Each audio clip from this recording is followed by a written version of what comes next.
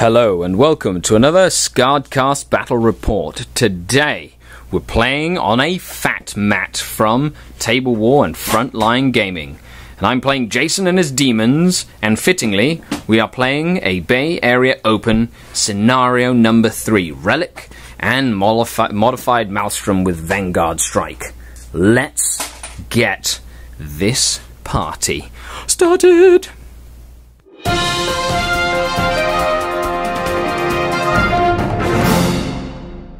I decided to let Jason go first.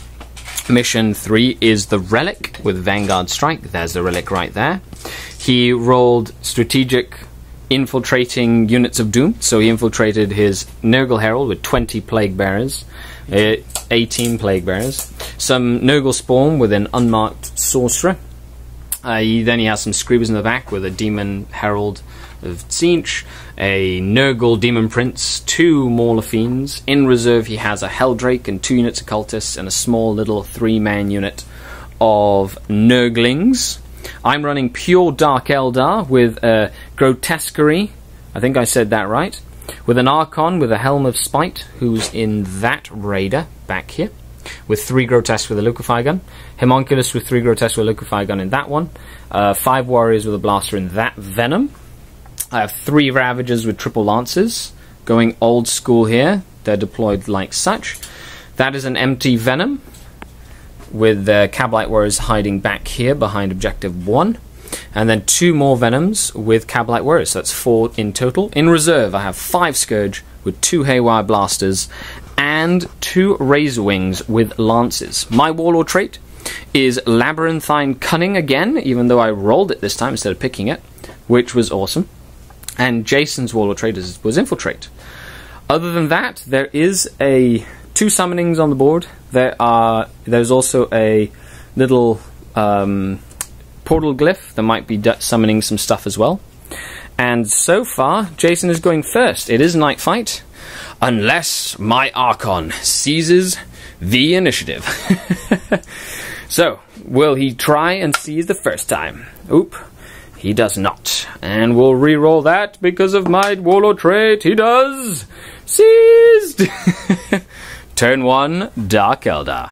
The Dark Eldar force has advanced, putting a lot of firepower into that Mauler Fiend, blowing off one of its Dreadnought close combat weapons and only put 1 hull point on it, killing 3 of these Plague Bearers with the Venom in the corner over there, negating their cover saves. And not negating the cover save, but not making them have a crazy good cover save. Not being able to put a bead on the Nurgle Demon Prince. My Venoms, therefore, all fired into the Spawn unit, killing 3 Spawn and leaving 2 alive with the Sorcerer. My objectives are to have 3 scoring units within 12 inches of my deployment zone, with no enemy scoring units, and having 1 scoring unit within 12 inches of his deployment table edge. So the Ravager is out there, and he's probably going to deny me with the Spawn. Jason's objectives are to get objective number 1 and 2. So he's not going to be able to get mine this turn, but he will probably get the one in his zone for sure. So we're moving on to Demons and Chaos Space Marines, turn 1. We had the Spawn and Sorcerer move up, try and Psychic Shriek this unit that used to be over here, and fail. Summoning failed, and he got Endurance off on the Nurgle Demon Prince.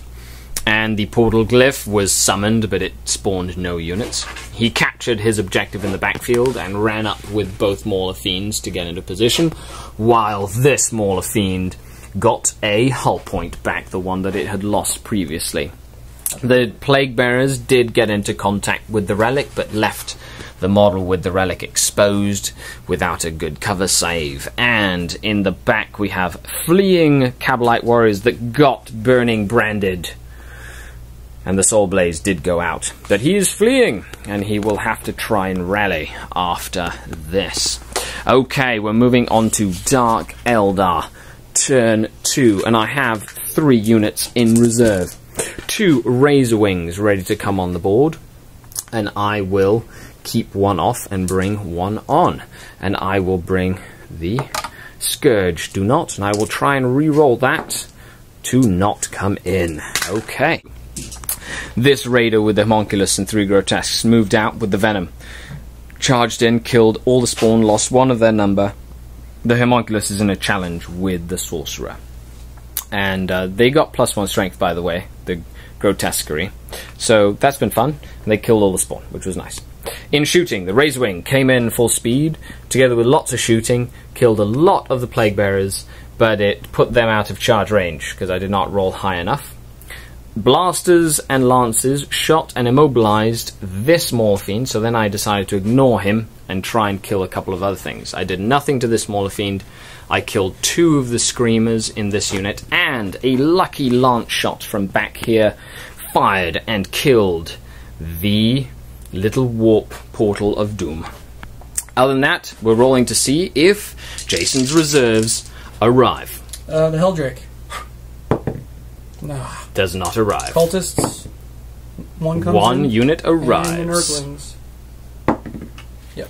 Arrives. 2 Nurglings tried to deep strike within 3 inches of my objective, but mishapped, and I placed them right here.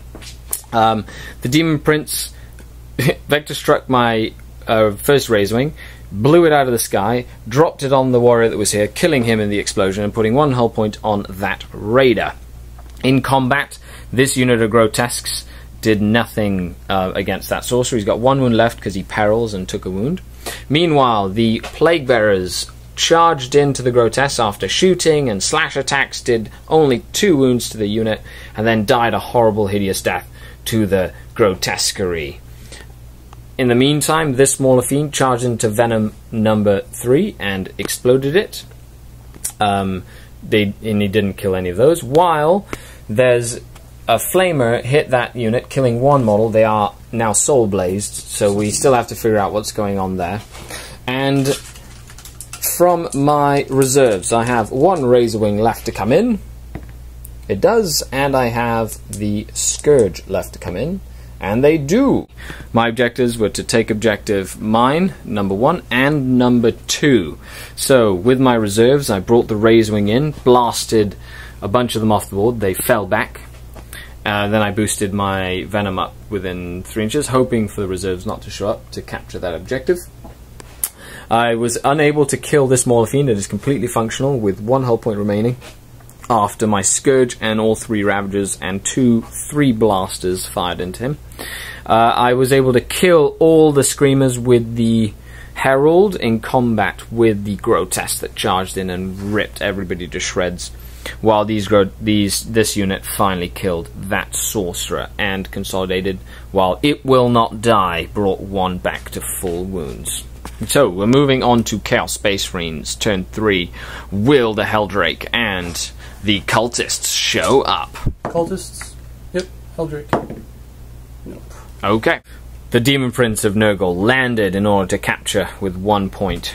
He also summoned a unit of Flesh Hounds in the back corner here, but the Helm of Spite forced him to perils on doubles, and he lost a wound and forgot his summoning spell. Meanwhile, the Nurglings charged into the Grotesques and all got murdered against Strength 6 Grotesques. And this Mauler Fiend killed the unit that was holding the relic and regained a wound, while those cultists moved up to contest the objective to prevent the Dark Eldar from taking another point. So now we're moving on to Dark Eldar turn 4. The Grotesques with the Homunculus are now Zealot, so they ran in, killed all the Cornhounds with their rerolls in combat for everything and lots of instant death wounds. The Archon and his Grotesque charged into the Demon Prince and murdered him, taking his last 2 wounds off after the Venoms fired in, taking another wound off him. All the Ravagers fired in as well, finally stripping the last hull point off of the Mauler Fiend, whereas the Cultists have gone to ground and have not lost any, or lost 1 of their number to that. So now it's Chaos Space Marines turn 4, and the Helldrake is coming in, but it looks rather grim for the forces of Chaos. The Helldrake moved on, vector struck the Venom for 1 hull point, and then Demon Forged the Scourge, wounding 5, but I made 3 out of 5 invulnerable saves with their Ghost Plate armor, and they're on fire.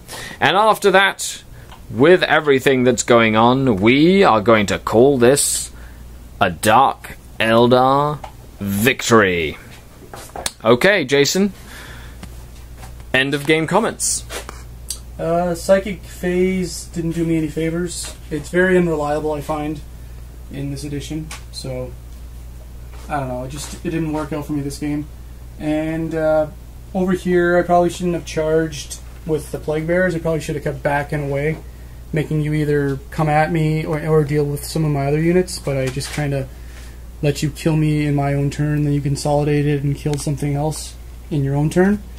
So that was a mistake. And other than that, like, I found out how nasty grotesques are now. And yeah. Good game. Yeah, it was a fun game. This middle board here with the grotesques are just phenomenal. The grotesquerie is absolutely amazing. They got +1 strength this game, but because they come from the Coven book and they're automatically fearless, and then they get a will not die and they become zealot and they cause fear, and they can deal with so many different units. I ran a very interesting list. I'll talk about it in the tactical corner, because it's not what I would have assumed I would use in 7th, but taking the 3 Ravagers, actually I'm really liking it, even though I'm paying an extra 75 points, or an extra, like quite a few points in order to run them. I still like them. I think they have a place in a Dark Eldar list, and running both Razor Wings was awesome as well, but I'll talk a little bit about that later in the game. Well, of course, we played a fantastic fully painted game, other than the Flesh Hounds, but they got summoned, so they don't count. On a Frontline Gaming and Table War Gaming mat, the FAT mat. Fantastic looking mat. Look at that. I cannot endorse the product enough. It looks amazing. So make sure you pick yourselves one up, because honestly, they have so many different kinds, and it just adds so much to the game. And rolling dice on them is awesome.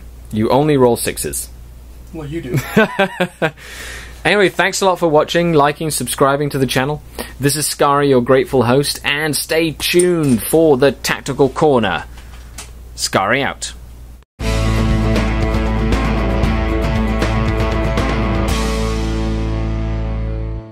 Hello, and welcome to another Tactical Corner. Today we're looking at Deamons and Chaos Space Marines versus Dark Eldar. The list I played, very unusual to what I'm regularly been playing in 7th edition Dark Eldar. I'm liking the 3 Ravagers and the 2 Razor Wings, and then the Grotesquerie as a main damage dealer with the Venoms and Cabalite Warrior units in support. The table looked fantastic. There's never a tactical game without good line-of-sight blocking terrain. So seizing the initiative was huge. It allowed me to jump on the enemy units and focus on key targets. When facing Mauler Fiends and faster units that can get in your face quickly, you have to take them out. So I was able to keep my distance while forcing my opponent to react to me. The Helm of Spite was fantastic, as Jason was quite worried about it, and kept on trying to keep his Psychers away from my Archon in a 12-inch radius. So by forcing him to react to my movements, I was able to control the pace of the game. It also helped that by being able to focus on one unit at a time, I was able to bring down the main units in his army and piecemeal them slowly but surely with a couple of lucky rolls and just good target priority on my part. A couple of key things to remember and to notice is I was using screening a lot to stop the Mauler Fiends, which are strength 10, to get to my grotesques in any way, forcing him to charge things like Venoms and Cabalite Warriors, but putting pressure on the main relic objective while using my superior speed to get to the modified Maelstrom missions. All in all, this was a fantastic and fun game. Comment down below, let me know if you would have done anything different and what you think of the list itself. Thanks a lot for watching. This is Skari, your grateful host, signing off.